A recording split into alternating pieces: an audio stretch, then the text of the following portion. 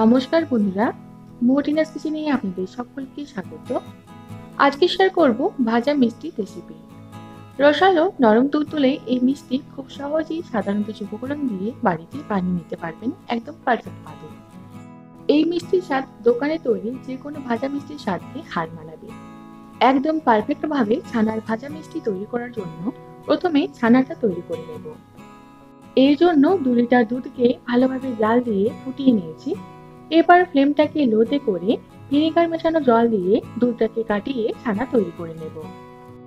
2 litre দুধের জন্য বাটির মধ্যে 5 চামচ ভিনেগার আর 5 চামচ নর্মাল জল দিয়ে মিশিয়ে সেই মিশ্রণ কম কম করে দিয়ে ছানাটা তৈরি করে নেব। তবে আপনারা চাইলে কাগজি লেবু দিয়ে ছানাটা তৈরি করে নিতে পারেন। ভিনেগার মেশানো জলটা পুরোপুরি দিয়ে দেওয়ার পরে গ্যাসের ফ্লেমটাকে অফ করে দেব আর একটু মিশিয়ে যাব যতক্ষণ পর্যন্ত না ছানাটা তৈরি হচ্ছে পুরোপুরিভাবে। ছানা তৈরি। এবার ছানাটাকে ছেঁকে নেব। তার জন্য ছিদ্রযুক্ত যে কোনো পাত্রের ওপর একটা সুতির কাপড় নিয়ে নেব আর এর মধ্যে ছানাটাকে নিয়ে নেব।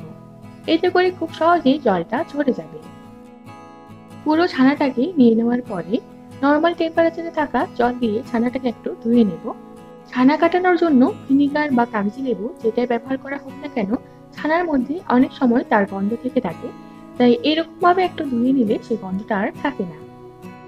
এবার ছানা থেকে পুরোপুরিভাবে জলটাকে ঝরিয়ে নিতে হবে। হাত দিয়ে একটু চেপে চেপে জলটাকে ঝরিয়ে নেব। বাজার থেকে কিনে আনা ছানা দিয়ে এই মিষ্টি তৈরি করে নিতে পারেন। তবে বাড়িতে ছানা তৈরি করলে সেটা যেমন একদমই ভেজাল মুক্ত হয়, সেরকমই সফট ছানা তৈরি হয়, যাতে করে মিষ্টিটা আরো বেশি পারফেক্ট হবে। ছানা থেকে জলটাকে পুরোপুরি ছেঁকে নেওয়ার পরে 5 মিনিটের মতো ঠান্ডা হতে রেখে দিয়েছিলাম। এবার জল ঝরানো ছানাটাকে প্লেটের মধ্যে নিয়ে নিলাম। ছানাটাকে হাতে করে ভালোভাবে মেখে নিতে হবে। পারফেক্ট মিষ্টি তৈরি করার জন্য ছানা মাখাটা খুবই জরুরি। ছানা মাখাটা পারফেক্ট হলে মিষ্টিগুলো একদম নরম তুলতুলে আর রসালো হবে। 3-4 মিনিট সময় ধরে ছানাটাকে ভালোভাবে মাখিয়ে নেব।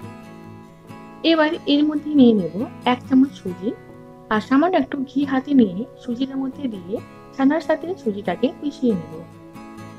এখানে প্রথমে 1 চামচ সুজি ব্যবহার করলাম। যদি ছানা মাখাটা নরম মনে হয় তাহলে প্রয়োজনে পরে আবারও 1 চামচ সুজি ব্যবহার করব। চেষ্টা করবেন সুজি যতটা কম পরিমাণে ব্যবহার করা যায় ততটাই কম পরিমাণে ব্যবহার করার। ছানার সাথে সুজিটাকে ভালোভাবে মিশিয়ে নেওয়ার পরে ছানা মাখাটা একটু নরম মনে হচ্ছে, তাই আবারও 1 চামচ সুজি এর মধ্যে নিয়ে সামান্য একটু ঘি দিয়ে সুজিটাকে মাখিয়ে ছানার সাথে ভালোভাবে মিশিয়ে নেব। জলটাকে ভালোভাবে ছড়িয়ে নেবেন, যাতে করে 2 থেকে 3 চামচের বেশি সুজি ব্যবহার করতে না হয়। সুজি যদি বেশি ব্যবহার করা হয়ে থাকে সেক্ষেত্রে মিষ্টির ভেতরটা শক্ত হয়ে যায় অনেক সময়। সবটাকে ভালোভাবে মিশিয়ে নেওয়ার পরে একটা সুতির কাপড় দিয়ে ঢাকা দিয়ে রেখে দেব 10 মিনিটের জন্য, যাতে করে সুজিটা ঠিকমতো করে ফেপে উঠতে পারে। আর ততক্ষণে চিনি শিরাটাও তৈরি করে নেওয়া যাবে। একটা পাত্রের মধ্যে 1 বাটি চিনি নিয়ে তার মধ্যে চিনির সমান পরিমাণে অর্থাৎ 1 বাটি জল নিয়ে নেব। এবার হাই ফ্লেমে ভালোভাবে ফুটিয়ে চিনিটাকে গলিয়ে নেব। 3টা এলাচের মুখটা একটু ফাটিয়ে নিয়েছি, এর মধ্যে নিয়ে নিলাম।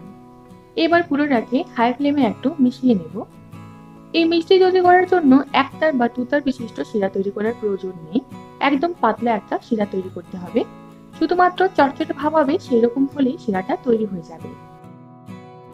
কিছুক্ষণ ফুটিয়ে নেওয়ার পরে শিরাটাকে একটা চামচের সাহায্যে নিয়ে একটু ঠান্ডা করে হাতে নিয়ে যদি মনে হয় যে একটু চিটচিটে ভাব হয়েছে, তাহলে গ্যাসের ফ্লেমটাকে অফ করে দেবেন। শিরাটা যেন খুব বেশি ঘন না হয় সেটা খেয়াল রাখবেন। চিনির শিরা একদম তৈরি। এবার গ্যাসের ফ্লেমটাকে অফ করে সাইডে রেখে দেব। এদিকে ছানাটাকে 10 মিনিট রাখার জন্য ঠিকমতো করে সেট হয়ে গেছে। এবার হাতের সাহায্যে ভালোভাবে ছানাটাকে 1 থেকে 2 মিনিট সময় ধরে মাখিয়ে নেব। ছানাটাকে ভালোভাবে মাখিয়ে নেওয়ার পরে এর থেকে ছোট ছোট লেচির মতো করে কেটে একটা একটা মিষ্টির শেপ তৈরি করে নেব। এই মিষ্টিগুলো চারকোনা করেই তৈরি করছি, তবে আপনারা চাইলে গোল গোল করে চেপটে পর তৈরি করে নিতে পারেন। মিষ্টির শেপ তৈরি করার সময় চেষ্টা করবেন খুব বেশি ফাটল যাতে না থাকে। যদি বড় ফাটল থেকে থাকে তাহলে ছানার মিষ্টি ভাজার সময় ভেঙে যেতে পারে। হাতে করে কিছুটা লেচির মতো নিয়ে সেটাকে ভালোভাবে মাখিয়ে নিতে হবে, ঠিক এইরকম ভাবে। তারপর শেপটা তৈরি করে নেবেন, তাহলে একদম পারফেক্ট ভাবে তৈরি হবে। ছানা থেকে প্রত্যেকটা মিষ্টি একই শেপে তৈরি করে নিয়েছি। এদিকে কিছুটা সাদা তেল ভালোভাবে হাই ফ্লেমে গরম করে নিয়ে ফ্লেমটাকে মিডিয়ামে রেখে একটা একটা মিষ্টি ছেড়ে দেব তেলের মধ্যে। মিষ্টিগুলো দেওয়ার আগে তেলটাকে খুব ভালোভাবে গরম করে নিতে হবে। তাছাড়া মিষ্টিগুলো দেওয়ার পরে ফ্লেমটাকে লোতে করবেন না। তাছাড়া একসাথে খুব বেশি পরিমাণে মিষ্টি তেলের মধ্যে দেবেন না, তাহলে একটার গায়ে আরেকটা লেগে মিষ্টিগুলো ভেঙে যেতে পারে। তেলের মধ্যে কিছু মিষ্টি দিয়ে দেওয়ার পরে সঙ্গে সঙ্গে নাড়াচাড়া করবেন না। একটু সেট হয়ে গেলে, অর্থাৎ একটু লালচে ভাব আসলে এরকম ভাবে এক দুবার উল্টে পাল্টে মিষ্টিগুলোকে লালচে করে ভেজে নেবেন। এই মিষ্টি ভাজার সময় কড়াইয়ের মধ্যে খুব বেশি পরিমাণে তেল ব্যবহার করার প্রয়োজন নেই। বেশি পরিমাণে তেলের মধ্যে যদি মিষ্টি ভাজা হয় তাহলে অনেক সময় মিষ্টি ফেটে যায়। ২-৪ বার নাড়াচাড়া করে মিষ্টিগুলোর দু সাইড দিয়ে লালচে করে ভেজে নিয়েছি। এবারে এই গরম মিষ্টিগুলো ডাইরেক্ট শিরার মধ্যে নিয়ে নেব। এইভাবে মিষ্টিগুলোকে তেল থেকে ছেঁকে ডাইরেক্ট গরম শিরার মধ্যে যদি দেওয়া হয়, তাহলে মিষ্টির ভেতর অবধি শিরাটা ঢুকতে পারবে। মিষ্টিগুলোকে এপিট ওপিট করে সাইডে রেখে দেব। আরো এক ব্যাচের মিষ্টি ভেজে নেব, আর একইভাবে চিনি শিরার মধ্যে দিয়ে দেব। যেহেতু অনেকগুলোই মিষ্টি রয়েছে, তাই ভাজতে অনেকটাই সময় লাগবে। তাই চেষ্টা করবেন যদি বেশি পরিমাণে মিষ্টি হয়ে থাকে, তাহলে চিনি শিরার মধ্যে মিষ্টিগুলো দেওয়ার পরে চিনি শিরাটাকে ঢাকা দিয়ে দেওয়ার, যাতে করে গরম থাকে। যদি মনে হয় যে চিনি শিরাটা ঠান্ডা হয়ে গেছে বা মিষ্টির ভেতর অবধি চিনি শিরাটা ঠিকমতো করে যায়নি, তাহলে মিষ্টিগুলো চিনি শিরার মধ্যে দিয়ে দেওয়ার পরে ঢাকা দিয়ে গ্যাসের ফ্লেমটাকে অন করে লো ফ্লেমে ১ মিনিট মতো ফুটিয়ে নিতে পারেন। তাহলে একদম নরম তুলতুলে রসালো মিষ্টি তৈরি হয়ে যাবে। প্রত্যেকটা মিষ্টি ভেজে পরে চিনি শিরার মধ্যে নিয়ে নিয়েছি। এবার এগুলোকে ঢাকা দিয়ে রেখে দেব ২০ থেকে ২৫ মিনিটের মতো। প্রায় ২৫ মিনিট পরে ঢাকাটা খুলে নিলাম।